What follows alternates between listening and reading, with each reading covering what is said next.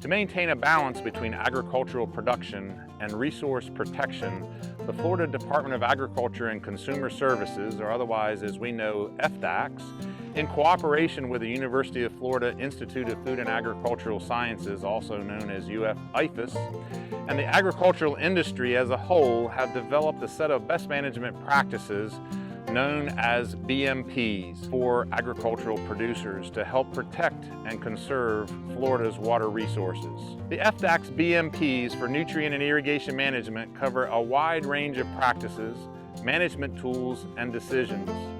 Practices include using soil and plant tissue testing to determine nutrient levels, using soil moisture sensors and monitoring to guide irrigation decisions, evaluating irrigation uniformity and distribution, and nutrient management strategies such as applying fertilizer at the right source, the right rate, the right time, and the right place.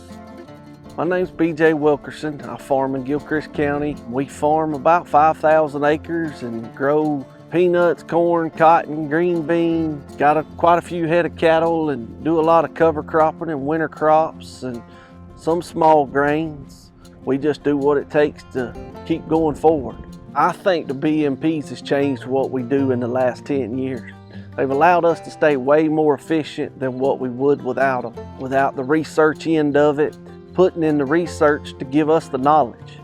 You know, knowledge is key. The more we know, the better decisions we can make. We employ about every best management practice you could think of. It just makes common sense and it makes it economical for us. When it comes to soil moisture sensors, we'll have anywhere between 10 to 18 that are out at any one time. You know, we can't be everywhere, and it kind of helps us monitor rainfall. It helps us monitor what our irrigations are doing. They definitely help you manage keeping it in the root zone. That all ties right into keeping our irrigations upgraded. Where their efficiencies are above 80%, we sample anywhere from 4 to 7 a year.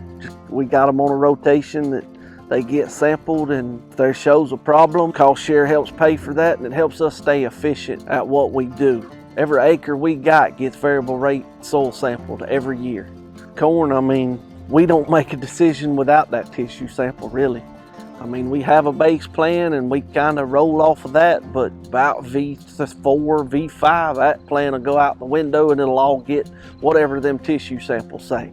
When it comes to the 4 R's, we're doing about every one of them. Take, for example, this field behind me. You know, we're supposed to fertilize it today. Well, we're not doing that because it's going to rain tonight. Let's see how much it rains. Try not to wash any of it away and waste our time, waste our money. That's what it all boils down to. It's that decision making. Every acre we have will be planted in a cover crop.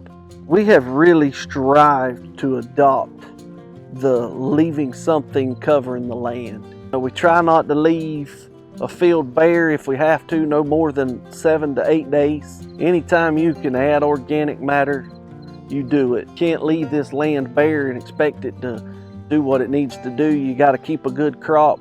That helps with the pests and the weeds. This field that we're in, it had some nematode problems with peanuts 2 years ago. And Joel and Tyler come to me about a cover crop mix that may help with that. And we planted it last winter, and this year we had peanuts back here in the rotation, and the nematodes, they were there. You could tell it. The damage was a quarter of what it was 2 years ago. And the only thing I can attribute that to is the cover crop blend. Even a cover crop, as insignificant as it may sound, we have to manage them crops just as good as we manage anything else, as we manage our cash crop. And I think it's paid dividends for us. Without the cost share program for these BMPs, that would really inhibit us from being able to work with farmers like BJ, because they're very intelligent, they're very detail oriented, and so they don't go into things blindly. Cost share is in the back of our mind when we do any project, and it makes some of these permanent projects possible.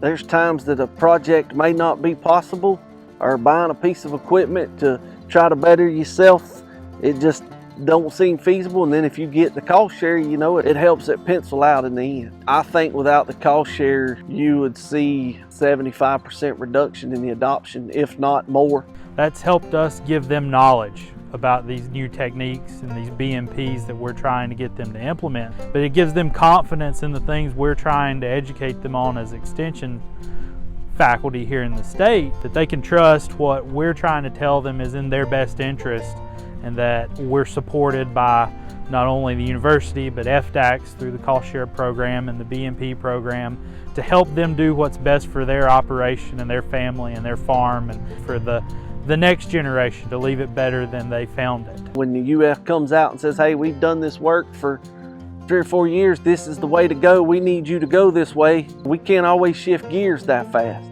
It takes capital, resources, and with the cost share, we're able to switch gears and go that way pretty fast. That is what keeps us in business. We have to stay efficient.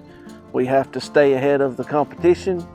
We have to stay on the cutting edge of making decisions and keeping this equipment in good shape. The more help we can get, the better decisions we can make, the better off we can keep the environment for everybody.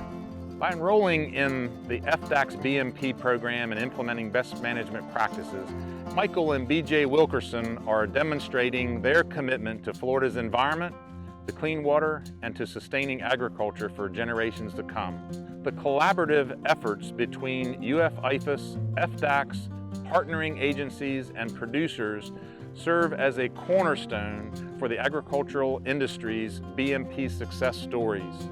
Work being done because of the partnership provides growers with information on improved practices and emerging technologies which help the future sustain agriculture for Florida in the long term. Together, we can keep Florida growing.